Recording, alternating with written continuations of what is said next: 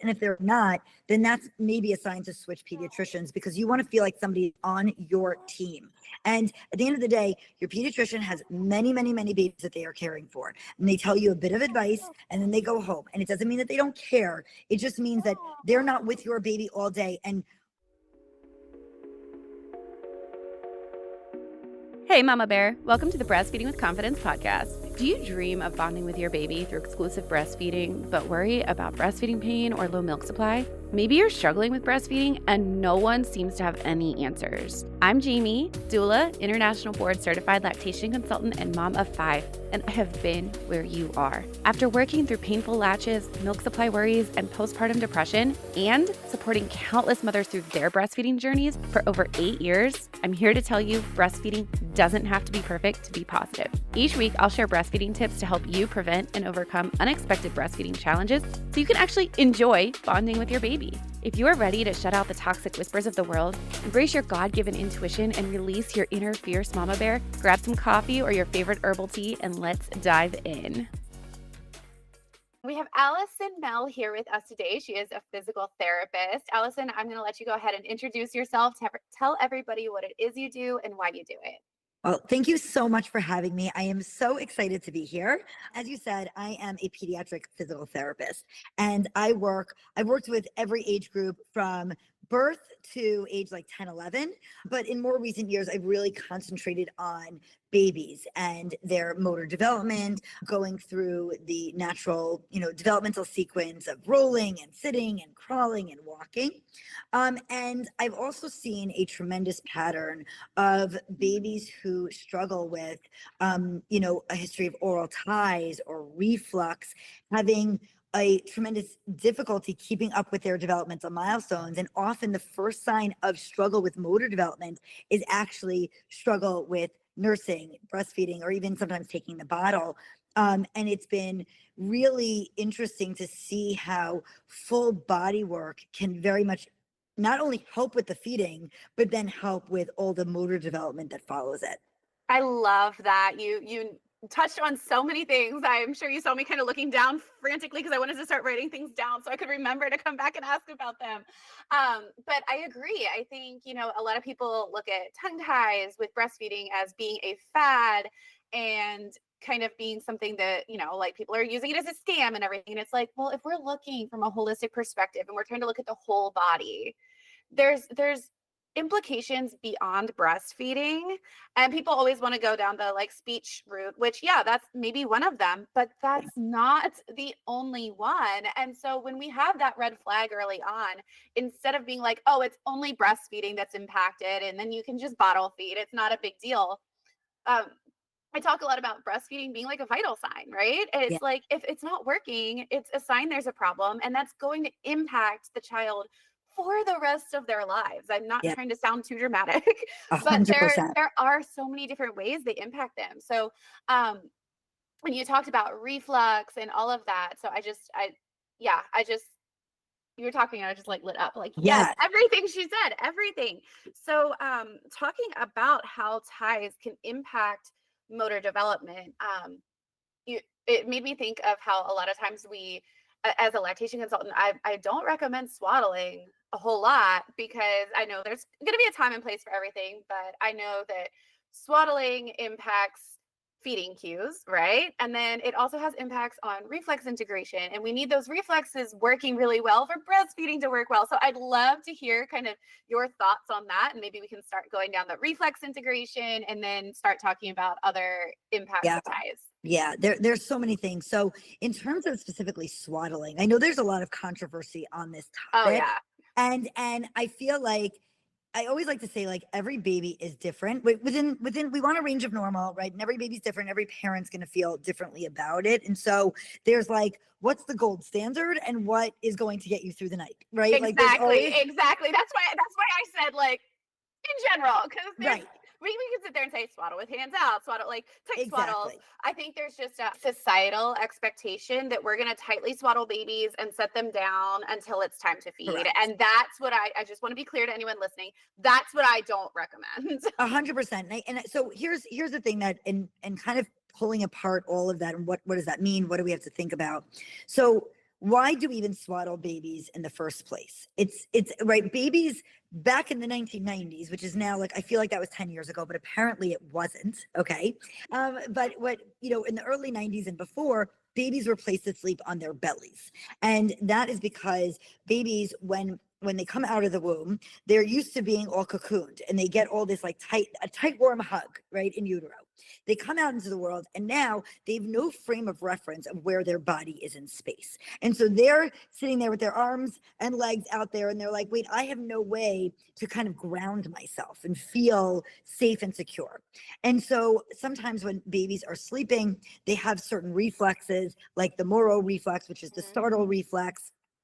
And it can, make it difficult for babies to stay calm. And they don't have what we call proprioceptive awareness, which is where is my body in space? That's one of our senses that's not so well known. And they don't know where their body's in space. So the reason we often swaddle our babies is to give them that cocooned feeling, to give them, now that we put our babies on their backs to sleep, we give them sort of this layer around them to make them feel nice and tight so that they know where their body is in space, which is calming to the nervous system. However, right now we're preventing certain reflexes from happening, like that Moro reflex on its own. And we want a lot of free movement in order to integrate our primitive reflexes, which is what babies are born with in order, like their survival skills, essentially. And so that's the positive aspect of swaddling, which is we're giving our baby something, tight and cozy. Why do we want to have blankets on at night? Right. However, it can also prevent movement from happening. Right. And so not only is it preventing these reflexes from happening on their own, but now babies can't move as much and they can't reach and they can't roll and all these different things. And we're like, but we don't want to restrict babies' movement. Right. And so that's kind of like both sides of this, like, I don't want to say argument, but argument. Right. And so I've kind of taken a little bit more of a midway approach. I think that during the daytime and for naps, we should not be swaddling. Let babies have their reflexes, have that free movement. And I think early on, in like the newborn phase, I am okay with swaddling because we're not expecting much movement, overnight to like help calm that nervous system. But once babies are starting to try to get out of the swaddle, once they are starting to reach, we should no longer be swaddling for sure. I really appreciate that you're mentioning it doesn't have to be black and white. It doesn't have to be swaddle, no swaddle. And I know some people are probably like, what does this have to do with tongue-ties and breastfeeding? I promise it does. I promise it does, because first of all, it's just that understanding that not everything has to be black and white, and not to go off on a tangent, but with that proprioceptive input too, if we are, if we have this attachment parenting where we're wearing the baby more, or if you are safely post-sleeping, that all kind of changes the conversation as well. And so it's just always remembering there's so many different nuances to this. But when we are talking about those reflexes, they're really important for breastfeeding. They're really, really important for breastfeeding. And I just wanted to touch on that because I know it's a controversy that everybody kind of is like, oh, swaddling is going to ruin breastfeeding. And I don't believe that it's going to ruin breastfeeding, but I think it's definitely beneficial to not swaddle too much. And so I love your approach of like not during the daytime, but overnight. Yeah. And I think that, it's, as I said at the beginning, there's always the gold standard. And then it's being a mom myself of 4 kids and knowing that sometimes you're like, sometimes the gold standard goes out the window and you're like, I got to do what my baby needs me to do. And that's what it is. Exactly. And so, a lot of parents will be like, oh, well, I have to swaddle them or else they're going to wake up. And we want to get that long stretch. And it's like, okay, how long of a stretch are we talking? Because we don't necessarily want too long of a stretch. Yeah. So that's other aspects to the breastfeeding side of that conversation. Totally. But to kind of get back on track, I'm sorry, I derailed us. To kind of get back on track, when you are working with these babies who are starting to move, and what kind of movements are you looking for to say like, oh, maybe there's a tie here? Like how do you see this movement and the ties being connected? Yeah. I can tell people from my perspective, we've talked about it on here before, what I look for, that I would end up referring them out for body work. Totally. Right. And so I'll say, personally speaking, I'm not a specific tongue tie expert. And what I am, I say I am really good at the neck down. Everything neck down is like my area of specialty. But what I've seen consistently with babies who have the history of tie, and this has been consistent, whether or not they've been released or not released, but I always think like, well, what was the positioning in utero when this baby had the child? Like it's all connected, right? And so even if you released it at 2 days old, your baby has been in utero for, growing now for approximately 9 months, and their positioning, I just think it's all related. But what I've seen is, again, aside from the feeding difficulties, which is not my area of expertise, we see a head turning preference, right? Baby's always looking in one direction. Sometimes it can be related to torticollis, which is a tilt of one side of the head towards one side consistently, right? Newborns are always going to kind of tilt to one side because they can't really hold their heads in a midline position. But if you're noticing your baby's consistently tilting to one side, that is when the neck muscle is specifically tight, causing that tilt. And that's a specific thing called torticollis, but it can be seen in combination with oral ties, sometimes yes, no. And so you're noticing if there's a consistent head turning preference, if there's, tilting, if there's any sort of asymmetry in the body, if there's any sort of tension in the body, your baby feels very tense. And as they start moving a little bit more, now they're 3 months, 4 months, 5 months, and their movements just feel very rigid. You're changing their diaper and they just feel very rigid, like you can't move them fluidly. Those are all signs of tension throughout the body that is often originating with an oral tie. I love that you said about the diaper changes, because I'm always looking at babies' hips when I'm doing an assessment, especially in person. I'm like, all right, like we check the whole body and we look for those things, the asymmetry, like we check for reflexes. Are they expressing more on one side than the other? And we're looking at all of that. And I'm always asking, like, how hard are diaper changes? Like, do you feel like you have to fight your baby? Can you move their hips? And that's always so telling. I want parents listening to hear, like, if your baby's diaper changes are hard, it doesn't seem like one of those obvious signs, but it's one of little things that you could be like, oh, well, I've got this, and this going on. Exactly. Now I'm seeing this and this too. Maybe it's not just supposed to be this hard, this normal struggle, but correct. And parents might think, what do the hips have to do with the mouth, right? Now, yes, we've all heard the song, right? The hip bones are connected to the, thigh bones or whatever, right? Where we're like, we know the whole body's connected. But I actually, several years ago, I was treating a baby whose mom called me. She was actually an OT. Her mom was an OT. And so she's like, I know something's not right. And she said the baby feels very tense. And she was like in the newborn stage, very, very tense. So I went out, I was stretching the hips and I'm stretching the neck and I'm stretching everything. Within a few weeks, what was very interesting, she started drooling very heavily during every feed. Like the entire feed was like all over her sheet, because all the tension she was carrying in the rest of her body was supporting her mouth. Okay. So once we started relaxing the rest of the body, now her mouth couldn't do the job.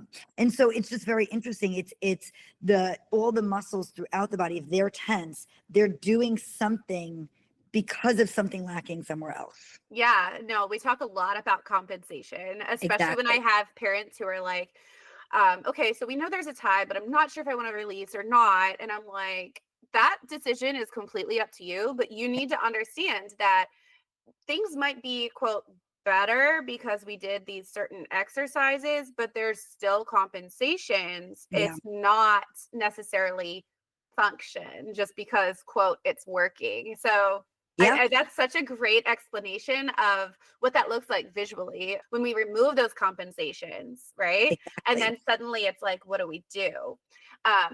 That's why a whole body approach really is so, so important. What do you think of babies who roll over in the first 3 weeks?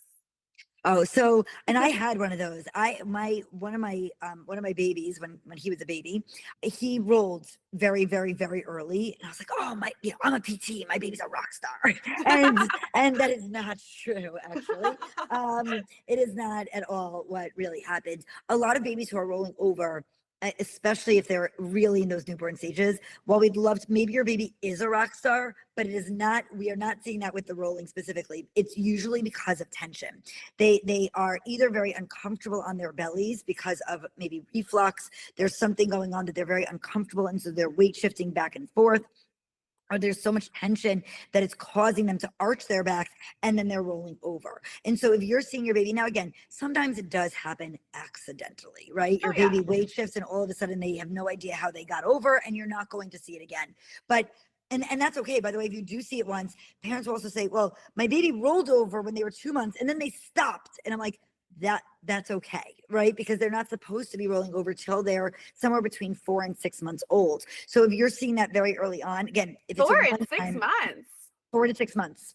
Oh, wow. Is when we want to see, when we expect to see rolling. Wow. I always heard that being a little earlier, like 2 to 4 months. 2 to 4 months is 2 months is very early. Yeah.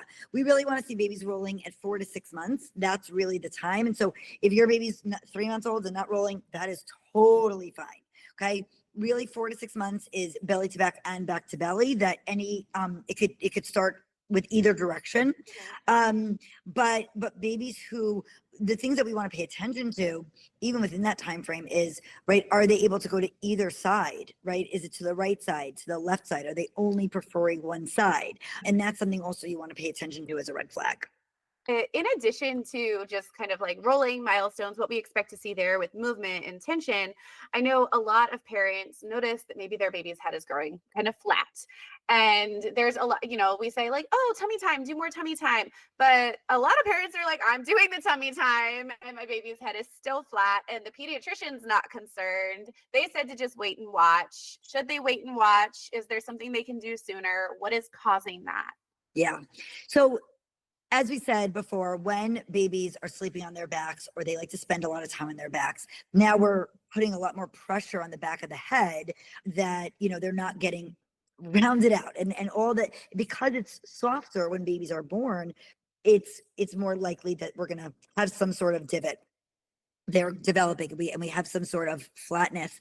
And we definitely, we want to avoid that when we can, but it can be really difficult because babies spend a lot of time on their backs. So number one is, firstly, you're not doing anything wrong if this happens, right? We want to just take a look and notice it and then do what we can out of that.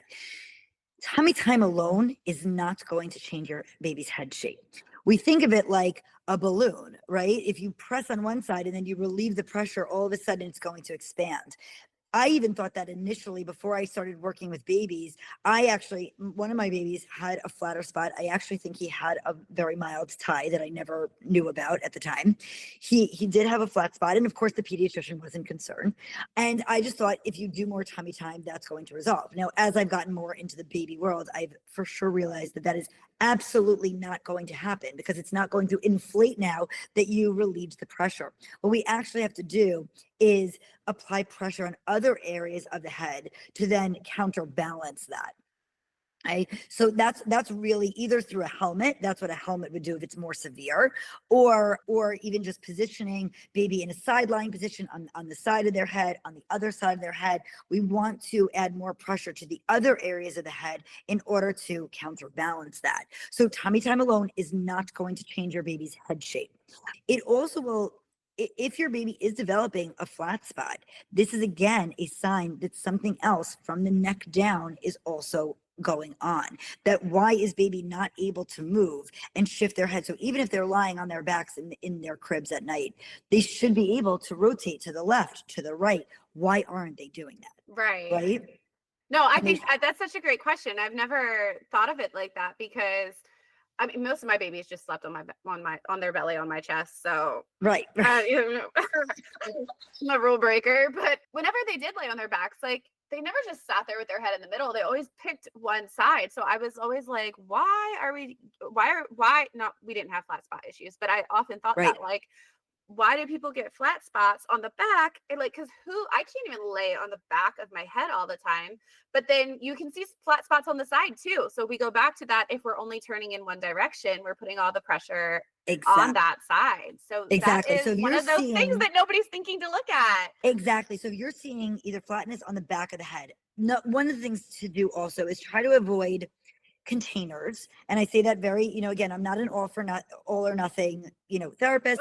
And what are containers? It's anything that restricts your baby's movement. So that includes a car seat, a baby swing, any sort of thing. Car seats are actually a big one because they really, really limit baby's movement overall. And then baby can't really move their neck much either. So they're like in there and they're tight, and so we want to, of course you can go on errands and you can pick up your older child from school and you could do all those things with your baby in the car seat, but you want to, be mindful of how much time your baby is spending in a car seat, in a bouncy seat, in a swing, anything that's restricting that sort of movement.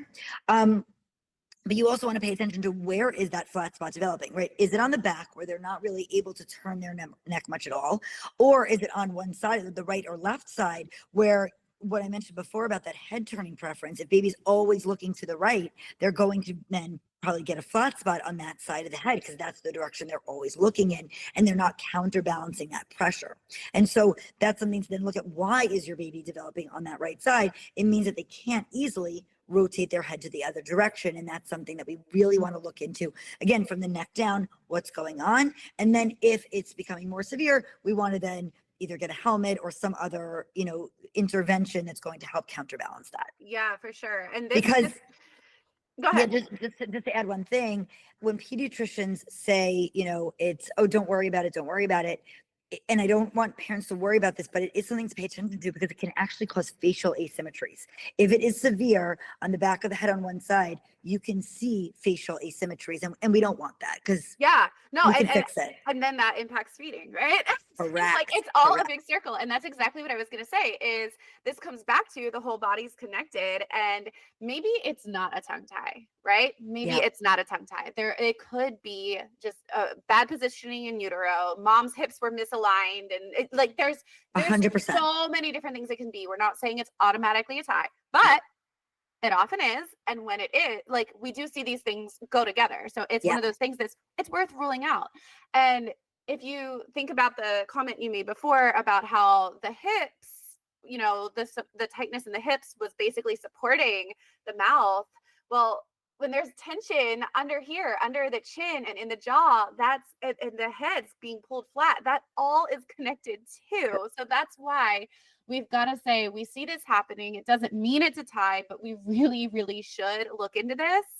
And if you are having feeding issues, again, working with a lactation consultant is really important because we're going to be able to determine, is there a functional issue under that tongue where the tongue's not working, or is it more of a baby's just got a preference and we need to work on that side preference because they just have tension on that side, and kind of fleshing that out to understand exactly what it is. And that's why when I work with moms who are dealing with ties, I always say we're going to address these body things before we release. Yeah. We're always going to address this asymmetry before we release. And the goal is not to make it perfect before we release, but it's to see what happens when we start that progress. Do we see improvement? Do we see changes? Sometimes I've seen where the tie actually is more prominent after the body work. Interesting. Yeah, because the tension just shifts, right? The tension all shifts. Gotta go somewhere. Exactly. So sometimes it'll be more visually prominent, which is really good because it can help us say yes, this is the problem. Yes. Other times that tension all melts away and they start getting function. And it's we could have ended up doing a release that we didn't need to do that would have done nothing more than release some tension and not tell it where to go. Exactly. And that's the whole approach of really looking at the whole body and the functionality of what we're going for. It's all those pieces combined. We want to make sure that baby is set up for success.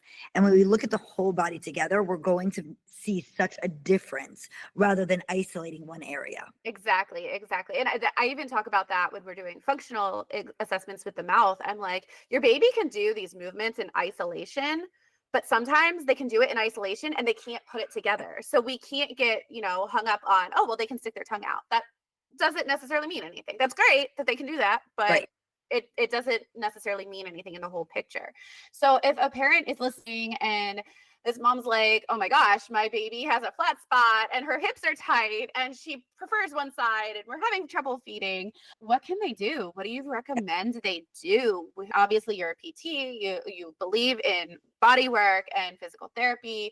Sometimes they have to kind of, get through the gatekeeper, the pediatrician who doesn't want to give referrals. So Yeah. what can they do, to like just at home, just with themselves, and then to start advocating to get the help that they need? Yeah. And firstly, you as a parent are your baby's best advocate. So you always need, and I've been in this position many times over and over again, right? You're the one who sees your baby on a daily basis. You're the one who knows all the ins and outs and the little habits that your pediatrician is getting a moment in time, and that's if your baby's not sleeping and not screaming and, whatever it is during those well visits. It's important that you always feel confident that you are your baby's best advocate. So ask for what you need. That's like number one, first and foremost. And it's a very uncomfortable feeling because when you go anywhere, you're like, well, they're the professional. They know. But you know what? You're the professional when it comes to your baby. That's what I always say. You are the expert on your baby. And guys listening, if you have listened to my other episodes, you have heard Lisa say this. Yep. You have heard me say it. And now Allison is saying it. You are the expert on your baby. Yes. Always, right? And it's important that you feel that because you can feel like, I don't want to say anything. They know what they're talking about. You know your baby. So get what you need. And that's first line of everything, right? So that's number one.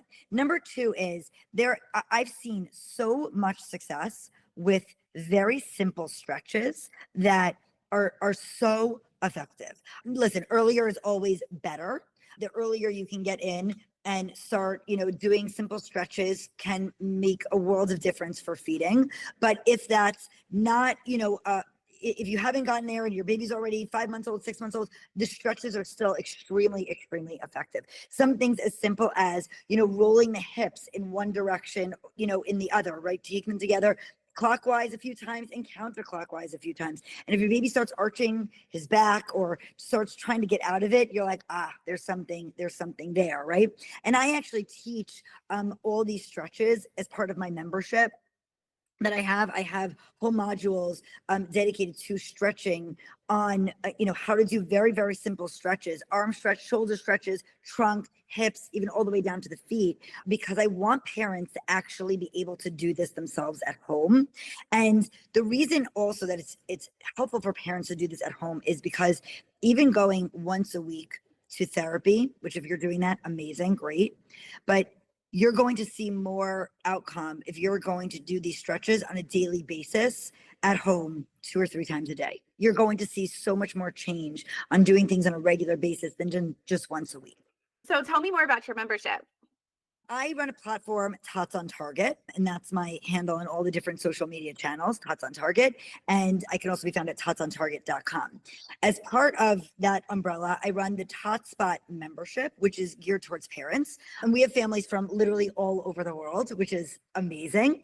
And as part of the membership, you get access to all of my courses. So that includes milestone courses for rolling, sitting, crawling, and walking.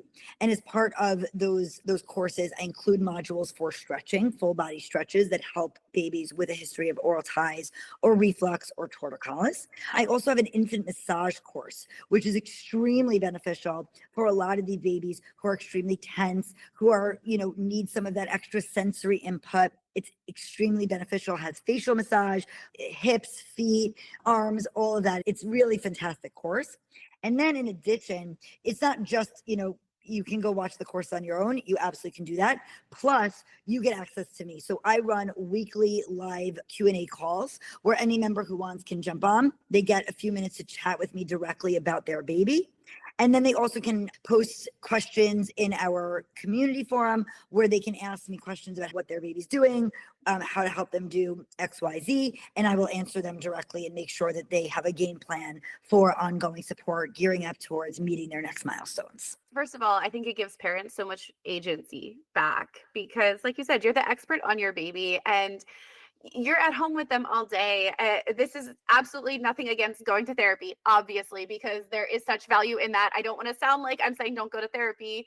Just being able to do that at home. There's just something about not having to pack the kids up and fit this thing into your schedule and go to this place where they're going to maybe not necessarily intentionally, but make you feel like you're less than and they're the expert and there's this hierarchy. You're walking alongside them, guiding them. Yes. And what we've seen is so interesting. We have so many different types of members that come for different reasons, right? One is their pediatrician will not refer them out. And they feel frustrated. They keep hearing, wait and see, wait and see, wait and see. And they're like, I don't know what I'm waiting for because I'm not seeing anything. So they're tired of feeling helpless. So that's number one, that they join. Number two is, in the United States, every state has access to an early intervention program where you can get a free evaluation, which most pediatricians don't tell these families that they can actually call themselves. Many families can access early intervention, which is the state's program for services, and that covers 0 to 3 years old. And a lot of families don't realize that they can call themselves and get a free evaluation, but you have to qualify for services. And so if your baby is not a certain amount delayed, you don't qualify for services. So again, we have parents who are coming because their pediatrician is not referring them out. They don't know that they can access care, or they don't qualify for care. And sometimes, depending on where they live, they don't have access to a pediatric PT. So you can get referred out, but you live in a state that they don't have, the PT is 45 minutes away, and you can barely get to them. The other ones are actually doing it in combination with getting therapy. So they're going to therapy once a week or once a month, whatever they get. And they're like, you know what? I want more for my baby. I want more. I want to be doing more at home. I'm home with them, or I have some time with them, and I want to feel like I'm contributing to their development. And so they join the program. They're like, okay, I'm doing this with my PT, but I really want to do more at home. And that's where I come in and I help them implement whatever activities are going to really be successful. And what we're actually finding is parents are seeing more progress more quickly because they're implementing these activities on a regular basis, more regularly than they are doing PT once a week in a clinic. And so when they're doing that, again, the progress is so quick, which is really validating for parents. Like, you know what, there was a problem. I knew that there was a problem. And now that I implemented these activities, I'm starting to see change really quickly. I love that. As much as I hate technology sometimes, there is no excuse for not being able to access the care that you need anymore, because there are resources out there. You just have to know how to find them. Exactly. And it's been so fascinating, because when I started this membership, I thought I was just giving families extra things to do at home. Like, that was what I started, the premise of it. And then when I had parents joining and telling me, yeah, my baby hasn't made progress in 3 months and is just sitting still and isn't doing anything. Or again, I brought up concerns for 3 months to my pediatrician and we've gotten nowhere.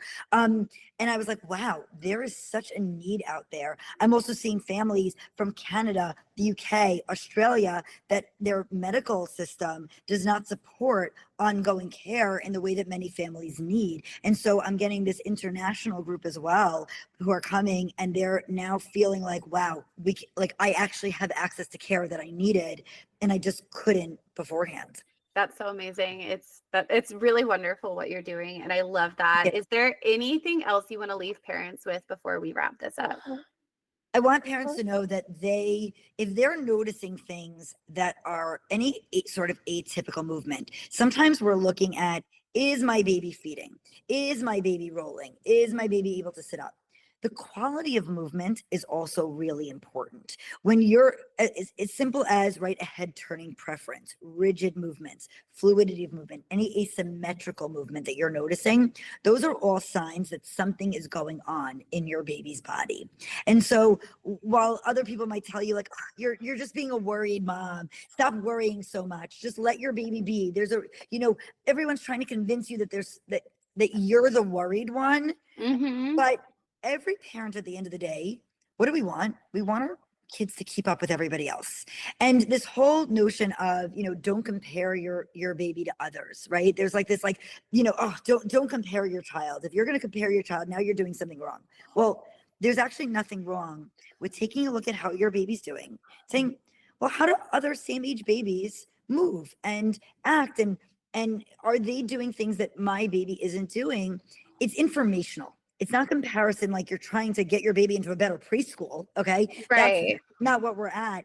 It's not about, is my baby better? Is my baby keeping up? Are they going to be an Olympic gold medalist or go to Harvard one day? That's not what I'm talking about at all. We want, though, what we're taking in is information. about, is my baby on track with their development, or do I want to pay more attention? Because in these early stages, there's so much that we can do to help. And we want to, again, there's always a range of normal of what babies are able to do. And that's very important to know those ranges. And so that we're not worried for no reason, of course. But if your baby is moving asymmetrically, right? I have sometimes army crawlers who they're moving one arm, they're like shuffling with one arm and they're kicking off with only one leg, but they're not using both arms together. And that actually is important information for us, because those are muscle groups that children actually need later on in preschool and kindergarten for writing and coloring and climbing a ladder, things that we want them to be able to do. And so taking in that information now in these early stages, just taking note of that. Is my baby moving fluidly, moving symmetrically, and are they keeping up with same age peers within the range of normal? Those are all good informational things to take in so that you know whether or not you want to get some help. And getting help for your baby does not mean that there's any long-term problems. It means that right now, just like you might get a reading tutor for your first grader who isn't reading on the same, level of other first graders, right? That's okay. It means that they just need a little bit of help, a little bit of boost to get them going so that they can be really set up for success for the future. Yeah, getting help doesn't necessarily mean anybody's broken. It just Correct. means we're going to prevent more breaking later. Exactly. It's you don't want your kid to not be able to read in first grade, because now when they're in third grade and they're still struggling, you're playing more of a catch-up game. Right. Exactly. And so it's not about, oh my gosh, my child needs a tutor. Now they're going to, fail the SATs. Like, no, Right. we're like, that's not at all why you might get your first grader a reading tutor. Maybe they just need a little bit of an extra boost. They just need a little bit more time and a little more one-on-one attention. That's okay, right? Doesn't mean that they are not going to get into college one day. It just means that right now in this moment, they need a little extra help, a little bit of a boost to keep up with their class. And the same thing goes for babies when they're not keeping up, or there's some sort of quality movement that we're like, that doesn't look right. Get some help, because there's no harm in getting extra help at this stage. I really love that message. And it just reminded me of a video that I remember going like viral on social media. And I think it was triplets that were like, one was walking, one was scooting with one hip, and the other one was doing something different. And the message behind the video was like, don't compare them. They all develop differently. But also what you're saying is, maybe this is a sign, there were 3 babies in that womb. They probably all had very unique and different tension patterns. And now we're seeing that in that right there. Correct. And I have twins. So I have a natural comparison side by side, right? With like similar to the triplets. You have that, you're like, oh, I shouldn't compare my babies, because there's this message outside of like, you're doing something wrong if you compare. But when we go to school and we get grades, it's a comparison, right? Of one to the other, right? If you're an A student versus a B student, it's okay, maybe this one is meant to be a math actuary, somebody, whatever, and this one is meant to be more creative. Like it's just informational, and maybe you need to study harder next time, or maybe not, whatever it is. We're going on a tangent of that. I'm trying to just give another example of this idea that we're not supposed to compare with babies, and yet there's so many other areas in our lives that we do compare, and it's a natural comparison, and it's an important comparison. If you don't do well on a test, maybe you need to study harder, or maybe that's not the subject for you. It's that's how the okay. human brain works. It's Correct. just how the human brain works. And there's nothing, I agree. There's nothing wrong with comparing, because I don't love the word normal, but you have no frame of reference for normal. Yeah. Typical development. You have no frame of reference for what would be quote normal if you're not comparing. Yeah. And so then things do get missed. And right. I don't want parents being anxious thinking everything's wrong, but I'd rather a parent think something's wrong and bring it up and find out everything's fine than just sit there and sit back and wait and watch. And we see this with breastfeeding too. And I had another PT, she's a pregnancy physical therapist for the pelvic floor. And we had the same conversation, is everybody keeps saying, wait and watch, that it's quote normal, like don't, like whatever, everybody's different, don't worry about it. But why not just take action? Right. See if we can make it better. Let somebody who specializes in this give you their input and let you know. Exactly. It's why waste time? Yeah. I see the most, and this happens a lot with our tongue tie babies or torticollis babies or reflux. is when they get to the 9-month-old stage, 8 months old, 9 months old, and they're sitting. We call them happy sitters. These are the babies that they're just content being placed and sitting and they don't move anywhere. And everyone tells these parents, your baby is just so chill. They're so content. They're so happy. And yet the mom is looking around and she's looking at all these other babies, and all these other babies are crawling and they're moving and they're going to get their toys and they're all over the place. And they're like, I shouldn't compare. Right? My baby is just sitting happily. You know what those babies have? They are too tight. They cannot rotate and get out of sitting. Those babies are again, have these histories behind them. Maybe they had a release, maybe they didn't, but they can't rotate and get themselves out of sitting. So they are stuck. And now you're spending all this time telling yourself that it's just personality and it's just, I shouldn't be comparing. And yet your baby is actually physically stuck and can't go anywhere. And all of a sudden we implement the stretches that I teach in my courses and I help parents with. And literally within days, they start moving. They start reaching more. Within weeks, we're seeing them get out of sitting on their own. And all of a sudden that motivation to move suddenly appeared. If we don't notice the things that are not, again, these babies are often content, they're happy, they're not crying, but they're not moving the way other babies are moving around. That's information that something is going on. Babies are inherently motivated to want to move. And if your baby's not moving, there's something that we need to take a look at and say, why aren't they moving like all their other peers? And when we get to the bottom of it, we get to the reason why they're struggling. All of a sudden they're moving like every other baby, and there they go. They are on track with everybody else. Yes, I love that. It's always so important to peel back those layers and get to that root cause, or as close to the root as you can, right? Sometimes Exactly. you pull that weed out and the root rips. You don't get the whole root, but you get some of it. Exactly. And that's, I feel like, and again, this is not bashing on pediatricians, but they have a very limited scope, a very limited ability, and they're worried about diaper rashes and feeding and sleep schedules and all the fevers and the flu, all these things that pediatricians have to know about that I don't know anything about. Exactly. Right?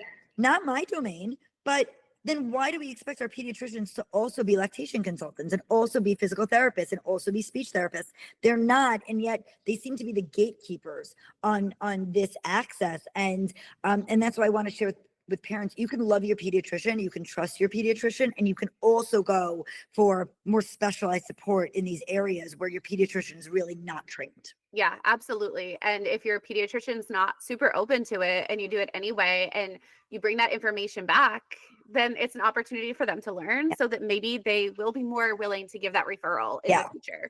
You are your team leader for your baby, not your pediatrician. You're the team leader. You get to decide who's on your team.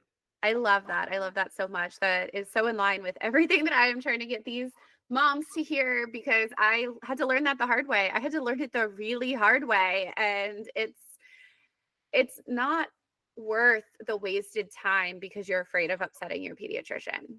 Correct. I actually had somebody message me on Instagram a long time ago, and she said, I feel like I'm going behind my pediatrician's back by going for therapy at the time. And I said to her, like, that alone, like, again, you are your baby's best advocate and you are the team leader. So if you feel nervous about telling your pediatrician that you decided to go for help, like, you shouldn't feel that way, right? And that reflects more on the pediatrician than on you doing something wrong, for sure. If either your pediatrician is going to be totally fine with it, and if they're not, then that's maybe a sign to switch pediatricians, because you want to feel like somebody's on your team. And at the end of the day, your pediatrician has many, many, many babies that they are caring for, and they tell you a bit of advice and then they go home. And it doesn't mean that they don't care. It just means that they're not with your baby all day, and we are with our babies for the rest of their lives. We are in charge for them, and we have to do our due diligence in helping them. So it's important. If you feel like I can't tell my pediatrician that I did this, then again, either switch pediatricians or feel empowered that it's your decision at the end of the day. And your pediatrician is likely going to be fine with it, because they're like, oh, you chose to go. Okay, great. Yeah, especially if you end up having great results. What are they going to say? You shouldn't have done it. Exactly. They're not going to care that, like, oh, I told you to wait and see. A lot of times it's because they don't want parents to worry. So they're like, no, don't worry about it. Just wait and see. And you're like, I don't want to. I'm going to go. And they're like, oh, okay, you decided to go. Okay. Yeah, no, absolutely. I think that's definitely something we don't talk about a lot when we start talking about those kind of challenges with pediatricians is most of the time they truly are very genuine and Yes. compassionate and well-meaning, but they have a limited capacity because they have so much responsibility. And it's really unfair. Like you said before, it's really unfair to them. And then they get kind of everybody talking crap on them. Right. And again, it comes back to Yes. you're in charge of your baby, you're in charge of your family, you're in charge of yourself, and you are the one who needs to put those team pieces together. And people who are worth their salt will completely support that. And if they're not, then they shouldn't be on your team. Exactly. Exactly. There's a plethora of pediatricians out there.